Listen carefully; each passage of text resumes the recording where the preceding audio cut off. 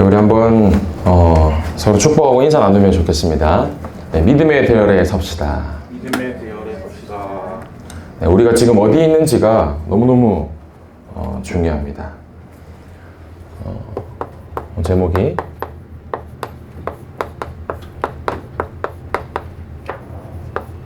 참 제사장 대신 그리스도라는 제목으로 우리 중요한 언약과 말씀을 붙잡아야겠습니다. 지난주 말씀을 통해서 우리가 중고등 말씀을 가지고도 또 일부 말씀을 가지고도 또 흐름을 확인을 해야겠는데요. 믿음의 대열과 또 불신앙의 대열, 나는 어디에 있는가? 그럼 질문을 하는 것이 나의 지금 영적인 현주소가 어디 있냐? 라는 부분이 이제 질문이 돼야 될 겁니다. 나는 지금 영적으로 어디에 위치하고 있는가? 한번 보세요. 이 가인이라는 사람이 있어요.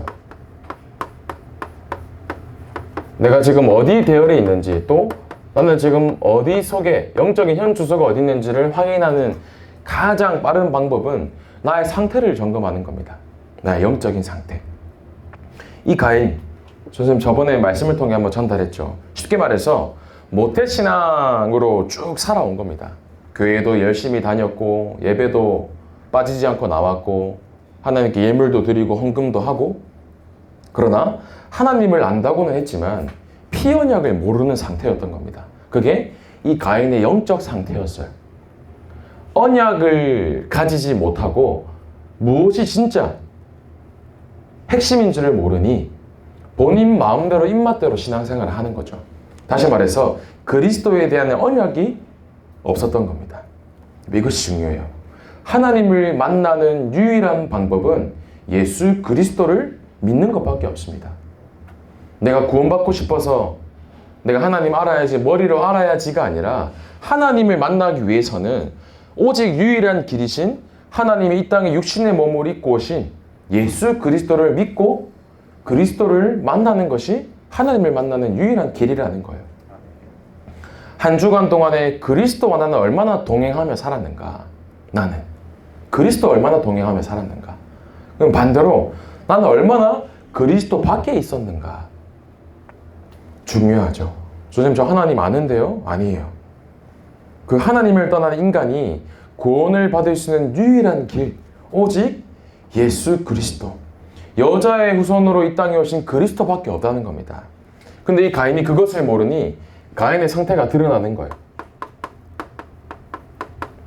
집착으로, 또 중독으로, 또 정신이 분열하는, 정신병 시대의 흔한 질병이죠. 집착과 중독과 분열. 요즘 어떻게 정신적으로 문제가 오는 시대냐?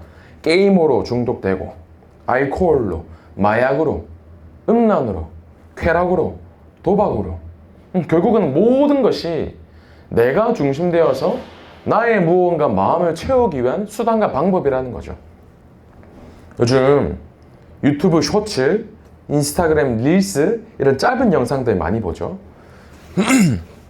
근데 과학적으로 왜 요즘 따라서 ADHD, 정신 문제가 늘어나냐, 이런 매체도 영향을 끼친다는 겁니다. 짧은 영상을 볼 때 순간적으로 사람 뇌에 도파민이라는 호르몬이 확 분비해요. 순간적으로 딱 핵심 재밌는 걸 확 보잖아요. 그러면 순간적으로 내가 도파민이 확 일어난대요. 근데 원래 도파민은 언제 일어나냐?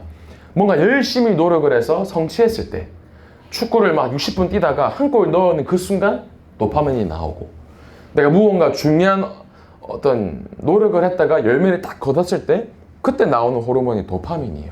그런데 이제는 요즘은 그냥 짧은 15초도 안 되는 영상을 보면 도파민이 쓱 분비가 된다는 겁니다. 그러니까 어릴 때부터 이런 자극적인 매체를 본 아이들, 또 우리 청소년들은 뇌가 팝콘 브레인이라고 해서 그냥 쉽게 도파민이 분비되는 것에, 우리 그때 미디어 중독 시간에 들었어요. 이 뇌가 그렇게 변해간다는 거죠. 실제로 이렇게 변형을 해간대요. 그러니 이제는 짧은 영상 말고 다른 긴 영상을 못 보는 수준인 거예요. 요즘 어느 정도 심각하냐면 그 드라마도 길게 못 봐요. 이제는 1시간짜리도 못 보고 요약해서 보는 거 있잖아요. 몰아보기 이런 거. 또 그 뭐 여러 가지 증상들이 있는데 영상을 이제 빨리 당겨보는 거예요. 2배속 해가지고. 빨리빨리 이제 귀찮으니까. 이제 그런 여러 가지 요인들이 ADHD다, 뭐 분노 조절 장애다, 신경적으로 뭔가 불안 증세나 두려움 증세 영향을 끼친다는 겁니다. 그러면 그게 오직 유일한 해답이고 원인이냐, 그 말을 하는 것이 아니라 시대가 여기 완전히 사로잡혀 있는 정신병 시대라는 겁니다. 그럼 이 시대 속에 너무나 세상에 즐거운 것들이 많아요. 게임도 해야 되고 어떤 내가 좋아하는 것들을 찾아서 다니고. 그런데 그 시대가 내게 순간의 즐거움과 쾌락을 주는 것처럼 보이지만 사실은 내가 점점 병들어가고 있다는 증거거든요. 그럼 보지 말라는 개념이 아니죠, 지금 말하는 게. 나의 지금 영적인 상태가 만약에 짧은 시간이 30분, 40분 더 앉아있으며 복음에 집중할 수 없는 상태다. 그럼 사실은 너무 심각한 상태라는 겁니다. 여러분, 나의 영적인 상태가 하나님을 바라볼 때 가장 평안하고 행복하며 힘을 얻는 영적인 상태가 회복되는 예배가 되길 바랍니다. 오늘 그 예배의 축복 속에 여러분들이 진정한 응답을 누리면 좋겠습니다. 그러면요, 먼저 나의 모습을 정확히 볼 수 있어야 돼요. 내가 무슨 대열 속에 있는가, 무슨 흐름 속에 있는가, 나의 영적인 현주소가 어딘가 이전에 나는 어떠한 존재인가. 그래서 감히 얘기할 수 있어요. 여러분들은 어떤 존재냐? 절대 불가능한 사람들이에요. 그래서 왜 아침부터 기분 나쁜 소리 하세요? 아니에요. 전사님도 마찬가지고요. 우리는 절대 불가능한 존재입니다. 이게 인정돼야 돼요. 내가 열심히 해서 공부하는 거 같죠? 내가 열심히 해서 좋은 대학 가고 좋은 직장 들어가는 거 같죠? 아니에요. 우리는 절대 불가능한 존재라는 겁니다. 그 왜냐? 일단 우리가 태어날 때부터 내가 선택하고 태어난 게 아무것도 없어요. 우리가 선택할 수 없는 것들 너무너무 많아요. 그것을 보고 세상은 운명이라고 합니다, 여러분들. 운명. 운명 들어봤을 거예요. 사전적 의미로 인간을 포함한 모든 것을 지배하는 초인간적인 힘 또는 그것에 의하여 이미 정하여져 있는 목숨이나 처지를 운명이라고 해요. 뭔가 정해진 것. 운명. 사주 들어봤죠, 사주. 몇 년, 몇 월, 며칠, 몇 시에 태어난 그 사주. 또 팔자 들어봤죠, 팔자. 여기 팔자라 왜 하는 줄 아세요? 숫자 8이 있잖아요.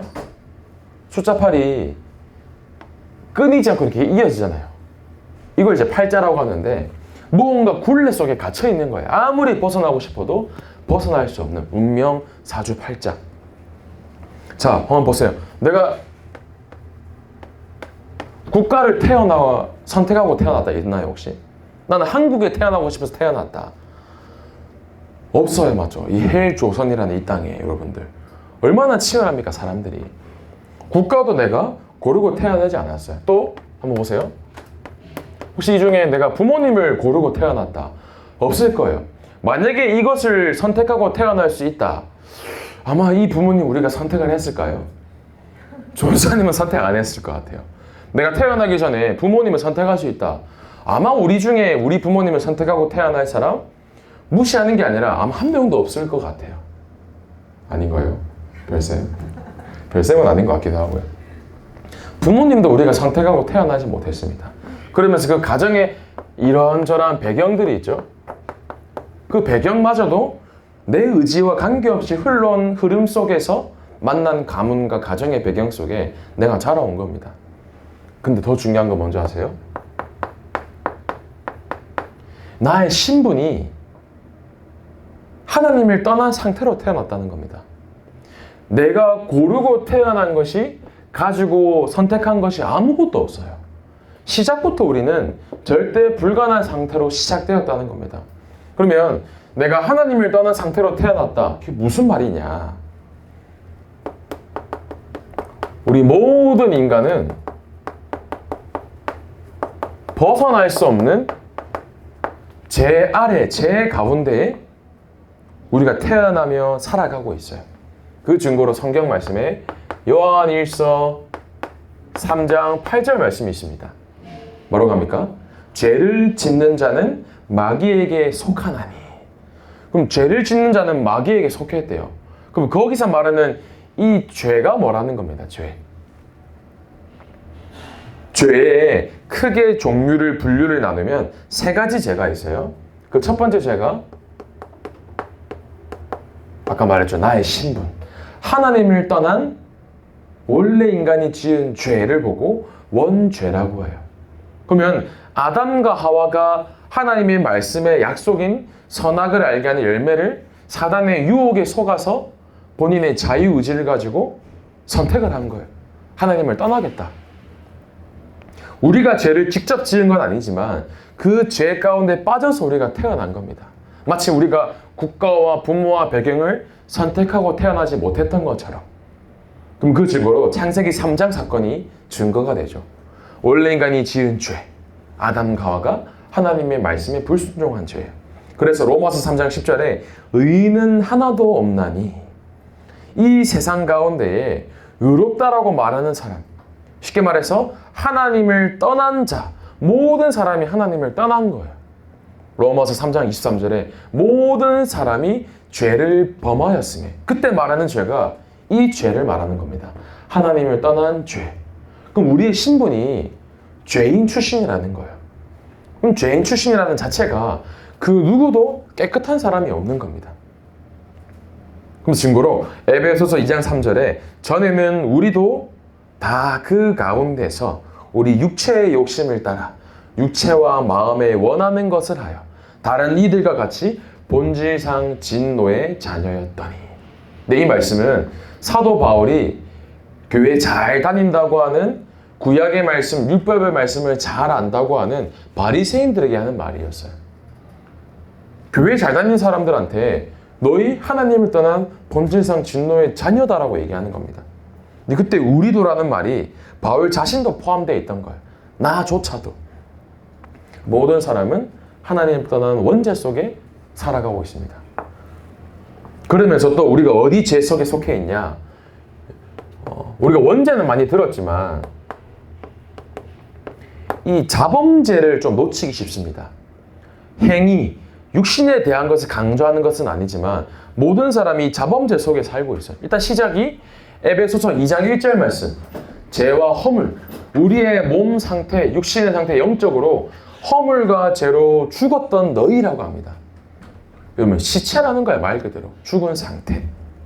그러면서 이 자범죄를 조금 다루는 성경 구절이 로마서 1장 18절에서 32절 말씀이 있어요. 모든 사람이 이 죄에 속해 있는데 한번 들어보세요. 나는 이 속에 하나라도 속해 있는가? 로마서 1장 18절에 모든 불의, 추악, 탐욕, 악의, 시기, 살인, 분쟁, 악독, 수근수근 되는 것, 비방, 미움, 능욕, 교만, 자랑, 악을 도모, 부모를 거역하는 것, 무정, 무자비, 거짓말. 그래서 뭐라고 말씀하시냐? 이 같은 일을 행하는 자는 사형에 해당한다라고 하나님께서 말씀하시니라. 이 속에 하나라도 해당하면 사형, 죄 가운데 멸망 속에 빠진다라는 겁니다. 이 속에서 그 누구도 자유할 수 없어요. 전사님도 이 속에 자유할 수 없습니다. 모든 사람이 이 자범죄를 이 땅 살아가는 동안에 짓고 살아가고 있어요. 그럼 어떻게 우리가 자유할 수 있겠습니까? 신분이. 죄 가운데 살아가는 인생이라는 거죠. 심지어 여기서 끝나는 게 아니라 성경은 또 뭘 얘기하냐? 이 조상의 죄까지 얘기했어요. 아니, 내 지금 짓는 죄도 감당하기 힘든데 조상 죄까지 말하는 겁니다. 고린도전서 10장 20절이요. 무릇 이방인이 제사하게 하는 것은 귀신에게 하는 것이요. 그럼 이 제사가 왜 무섭고 우상숭배가 왜 중요하냐? 출애굽기 20장에 분명히 얘기합니다. 4장 5절에 제사를 지내는 자는 망한다. 근데 어떻게 망하냐? 3, 4대까지. 조상이 지은 죄가 자녀들에게 후손에게까지 대물림되어 내려간다고 얘기하는 겁니다. 우리의 조상들, 우리 위에 뭐 김씨, 신씨, 박씨, 이씨 오랫동안 수천 년 동안 제사 지내고 우상 숭배한 그 죄가 우리에게까지 내려와 있다는 겁니다. 그 얼마나 심각한 상태입니까? 그래서 예레미야 32장 18절에 아버지의 죄악을 그 후손의 품에 갚으시니. 여러분, 원죄, 자범죄, 조상죄 이 속에서 절대로 우리는 헤어날 수 없습니다. 그럼 이 죄 가운데 사는 사람들에게 오는 현실에 문제가 있어요. 그 죄를 보고 문제를 보고 우리가 12가지 문제라고 합니다. 무슨 죄입니까? 내가 이 속에 살고 있는데 나 중심으로, 물질 중심으로, 성공 중심으로 갇혀서 살아가는 거예요. 그러니 문제가 올 수밖에 없죠. 무속으로, 점술로, 우상으로 이것을 해결하려고 몸부림치는데 해결이 안 되는 겁니다. 우상이 뭐냐? 하나님보다 큰 나의 생각이 우상입니다. 지금 이 자리에 앉아있지만 내가 일상을 살아가지만 하나님의 말씀보다 더 큰 나의 생각, 그게 우상 숭배라고 말씀하시는 겁니다. 그러면서 왜 점술, 무속, 이방인들이 짓는 것처럼 보이는 행위일 수 있지만 결국은 우리의 행위라는 거예요. 내 문제 해결하기 위해 마치 무속, 점술, 예배는 드리지만 결국은 모든 게 내 성공과 직결되는 거예요. 내가 돈을 잘 벌기 위해서, 내가 좋은 대학에 들어가기 위해서, 내 가정 문제가 해결되기 위해서. 이게 우리들의 문제라는 거죠. 그러니 상태가 불신자 6가지 상태에 쭉 매여 사는 겁니다. 모든 사람에게는 이 가정과 가문의 배경이라는 게 있어요. 우리 족보라는 거 알죠? 족보. 우리 가문에 오랫동안 내려온 흐름과 배경이 있어요. 전사님들의 신씨 가문에 오랫동안 내려온 그 배경과 흐름이 있다는 거죠. 내 의지와 관계없이 태어나니 이혼한 가정인 겁니다. 태어나 보니 우상 숭배가 심한 가정인 거예요. 태어나 보니 아버지와 어머니가 없이 고아인 거예요. 깊게 설명은 못 드리지만 얼마나 상처가 많냐 이 친구가. 어머니와 아버지에 버림받아서 할머니와 같이 사는 친구인 겁니다. 여학생인데. 늘 고민인 거예요. 왜 우리 집에는 아빠가 없는가. 그러니까 할머니랑 이 여학생이 같이 살고 있는데 사실은 이거 비밀을 알아버린 거예요. 뭐냐? 할머니지만 할머니인데 엄마인 거예요. 그럼 무슨 말이냐? 할머니가 본인의 낳은 친아들과 부적절한 관계를 통해서 낳은 딸이 본인이라는 겁니다. 그러니까 얼마나 이게 충격이 되겠어요. 내가 선택한 가정의 배경이 아니라 태어나 보니 그런 배경 속에 태어난 겁니다. 그게 그 친구의 잘못입니까? 아니요. 그럴 수밖에 없는 문제 속에 그런 가정과 가문의 배경 속에 태어난 거예요. 알코올로, 도박으로, 살인한 가정 속에 그게 그대로 자녀에게, 우리에게 전달되어 오랫동안 내려온 영적인 문제라는 겁니다. 그러니 우리는 절대 불가능할 수밖에 없는 거예요. 세상이 얼마나 심각하냐면 이번 일주일 동안 일어난 일만 전사님 얘기해 볼게요. 경기도 안산의 10대 고등학생이에요. 동급생을 찌른 뒤에 그냥 찔렀어요. 아무 이유 없이. 찌르고 본인이 감당하지 못하니까 9층에서 뛰어내렸습니다. 그 자리에서 즉사했죠. 10대 고등학생이에요. 부산에 여기 근처에서 한 60대 남성이 그냥 이유 없이 칼부림을 한 거예요. 그 자리에 한 가정에 칼부림을 하니 지나가다가 한 가정을 찌른 겁니다. 그 자리에서 40대 아버지는 즉사하셨고 초등학생 딸은 큰 부상을 입고 그 범행을 저질렀던 60대 남성은 자살을 시도했지만 이제 죽지는 못하고 병원에 이제 실려가고 그게 이번에 일어난 일인 겁니다. 어제 이게 새로운 렘넌트가 있는데 식사를 하게 됐어요. 그 부산대 근처에서 식사를 했는데 그 지역이 금정구라는 곳이거든요. 그래서 식사를 한 그곳에 반경 5km 안에 어떤 사건이 있었냐 기억나실 거예요. 정유정 씨 사건. 25살 이 대학생이 가외 앱을 깔아서 가외 학생을 구한다는 사람에게 접근을 한 거예요. 본인이 중학생처럼 숨겨가지고. 그래서 그 가해를 구한다는 그 선생님을 찾아가서 본인의 또래예요. 무참하게 토막살인을 한 겁니다. 캐리어에 실어서 산에 유기하고. 이제 그 친구가 이제 친구가 아니죠. 그 정유정 씨가 좀 교도소에 갇혀서 열심히 중국어를 공부하면서 출소한다는 희망을 가지고 이제 준비하고 있다는 그런 기사를 봤거든요. 주변의 말을 들으니 그냥 평범한 여학생이었대요. 그냥 평범한. 공부 열심히 하고 학교의 친구들에게도 조용하지만 착한, 성실했던 친구다. 근데 경찰이 조사를 해보니 왜 그런 끔찍한 일을 저질렀냐. 그냥 다큐멘터리를 봤는데 그냥 CSI가 하는 것을 보고 나도 한번 죽여보고 싶어서 죽였다. 사람들이 얘기해요. 그게 말이냐 빵구냐. 사형시켜야지. 사람들이 얘기합니다. 그런데 사람들은 이것을 모르는 거예요.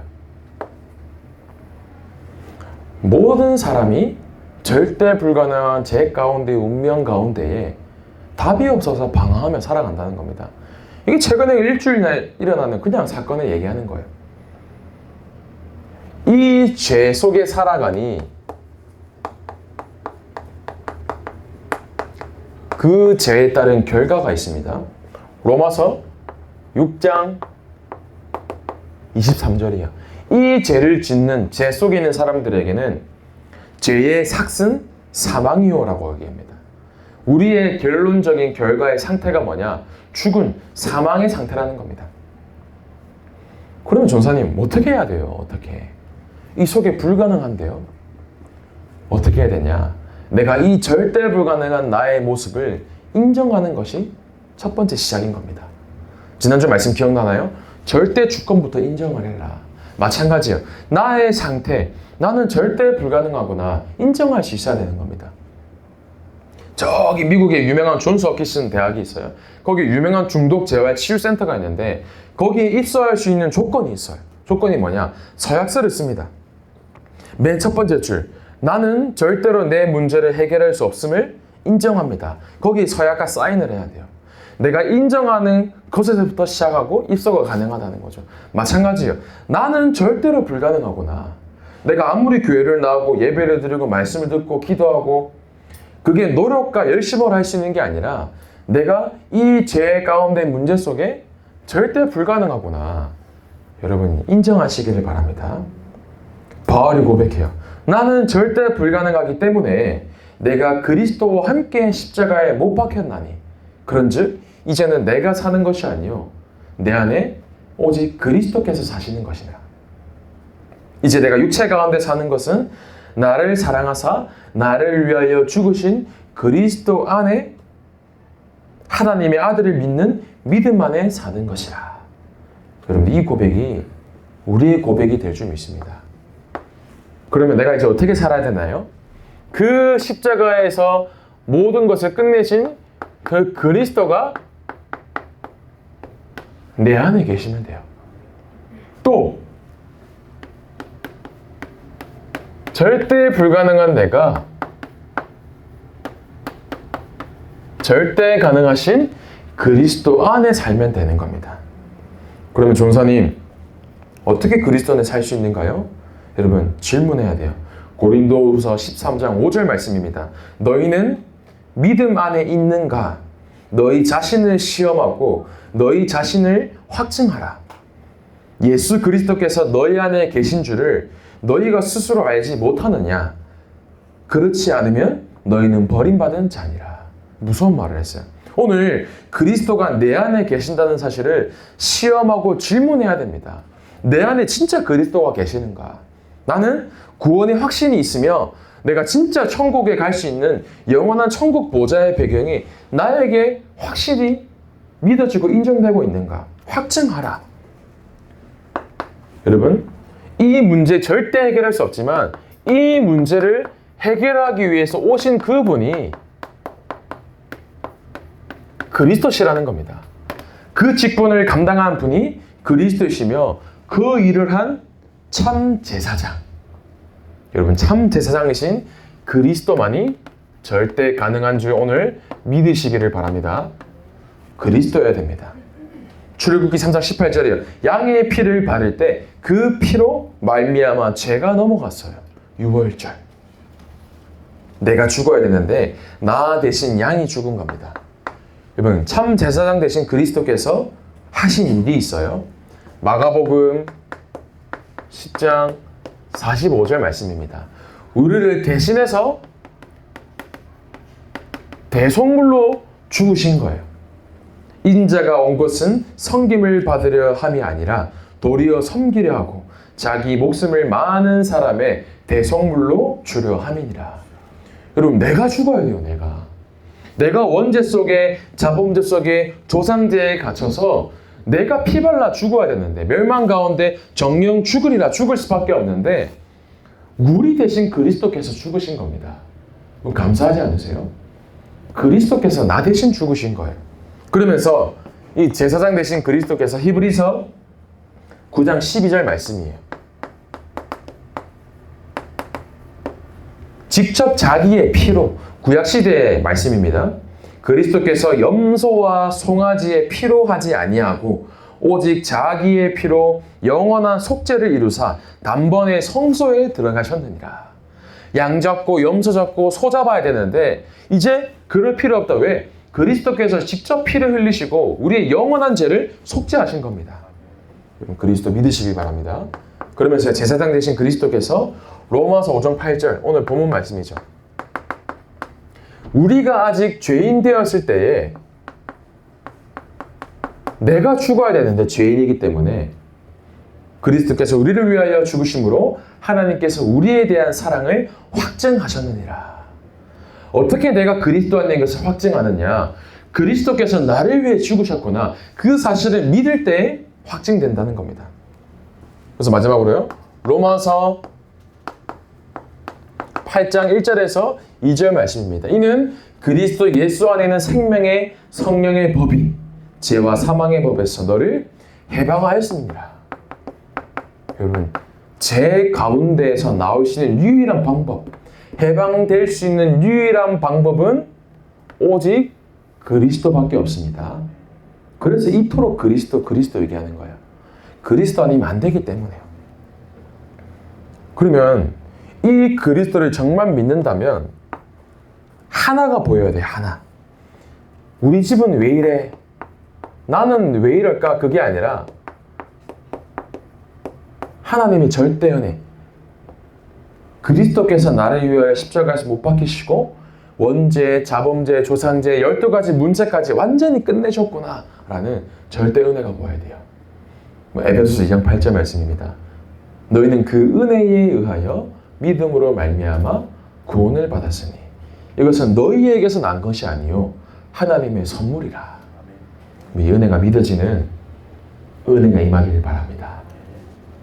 지난주 월요일 날에 6일 전이죠. 전사님의 아내의 사촌 동생이 저 호주에서 태어났어요. 시드니에 살고 있거든요. 근데 수요일에 오신 분들을 봤을 거예요. 전사님 아내의 사촌 동생 이름 얘기하면 안 되겠구나. 이 사촌 동생이 한국에 왔단 말이에요. 그래서 공항에 태워서 이제 전사님 사역을 일주일 동안 따라다녔어요. 따라다니고 지금은 함양 RLS에다가 잠깐 방학이어서 보냈거든요. 여러분들과 비슷한 나이에 중학교 3학년이에요.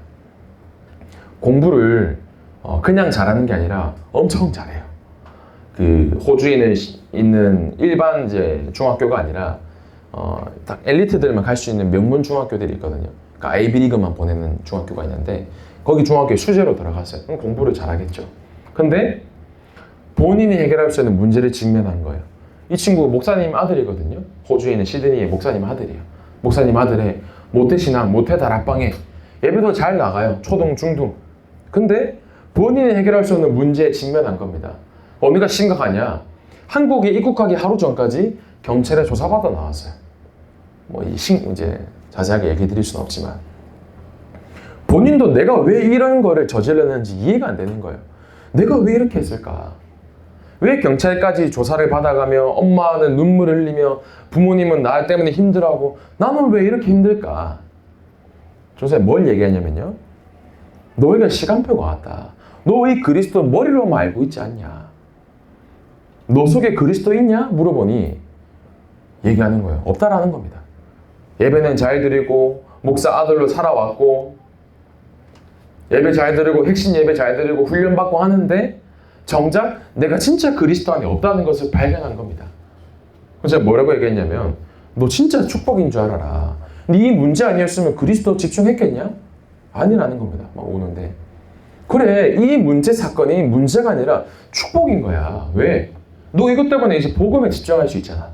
그리스도께 집중할 수 있잖아. 너에게 진짜 그리스도를 인격적으로 만나야 되는 시간표가 온 거다.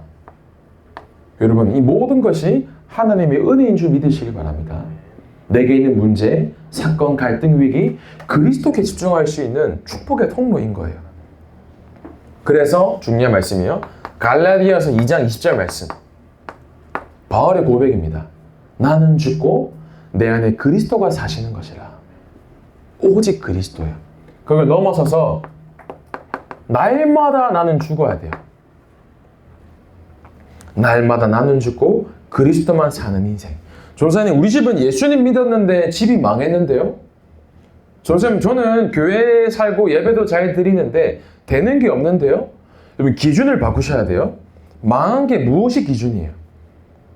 그리스도, 예수 그리스도 말하다가 스데반이 돌에 속된 말로 쳐맞아서 죽었어요. 이 재앙이고 문제입니까? 아니에요. 스데반은 돌에 맞아 죽었지만 반대로 베드로는 그리스도를 담대하게 선포하는데 3천 제자가 일어났어요. 그러면 베드로는 응답받았고 스데반은 응답 못 받은 겁니까? 아니에요. 우리의 기준이 너무 잘못되어 있는 겁니다. 문제가 해결되고 내 삶이 무언가 돈이 생기고 좋은 대학에 가고 그게 아니라 그리스도가 내 안에 있는 그 자체가 응답이라는 겁니다. 그럼 날마다 그리스도로 끝내시길 바랍니다. 왜 돌에 맞아 죽어도 스데반은 그리스도를 얘기할 수 있었냐? 그리스도가 내 인생의 모든 것이니까요. 그리스도가 내 인생에 충분하고 완전함의 모든 것이니 그리스도를 말하지 않고는 견딜 수가 없는 겁니다. 왜요? 이 스데반은 그 시대의 문제를 알았으니까요. 그리스도 몰라 복음 떠나 문제 생긴 재앙 시대. 저는 전사님 간절한 마음이 뭐냐? 우리 렘넌트들이 이 축복 속에서 그리스도로 끝내며 그리스도만 말하는 증인이 되길 저는 날마다 그 기도 제목을 갖고 꿈꾸고 있습니다. 여러분, 그리스도가 내 안에 사는 것이 최고의 응답인 줄을 진정으로 고백하는 우리 모든 중고등부 렘넌트 되길 바라요. 전사님의 바람이 아니라 여러분들의 응답이 되길 바랍니다. 그래서 결론이에요. 믿음의 대열 속에 있다는 것이 무엇이냐? 결국은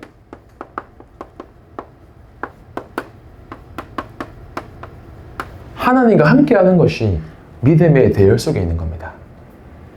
다른 말로 하나님과 동행하는 축복. 내가 하나님과 함께하는 방법. 그럼 하나님과 함께하는 게 무엇이냐? 요한복음 1장 1절 말씀입니다. 하나님, 말씀이 곧 하나님이시니라. 내가 한 주간 동안에 말씀 안에 있는 그 자체가 하나님과 함께하는 자의 축복을 누리는 겁니다. 여러분, 믿음의 대열에 서시길 바랍니다. 말씀 안에 서시길 바랍니다. 어떠한 소리 들어도 어떠한 사건을 만나도 흔들리지 마시고 말씀 안에서 믿음의 대열 속에 증인으로 서는 축복 누리길 바랍니다. 전 한 가지 기억하시면 돼요. 나는 절대 불가능한데 그 절대 불가능한 나를 절대 가능하신 참 제사장 되신 그리스도께서 끝내셨구나. 책임지시고 계시구나. 여기에 결론 낸 우리 모든 중고등부 되시기를 축복하고 소원합니다. 하나님 감사합니다. 모든 것을 끝내신 그리스도가 나의 주인임을 고백합니다. 참 제사장으로 오신 그리스도께서 나의 인생의 주인임을 고백하오니 우리 모든 렘넌트들이 문제와 사건, 갈등, 위기 속에 걸려 넘어지는 것이 아니라 모든 죄를 끝내시고 해방시키신 그리스도 안에 사는 믿음의 대열 속에 사는 증인으로 설 수 있도록 축복하여 주옵소서. 살아계신 예수 그리스도 이름으로 기도하옵나이다. 아멘.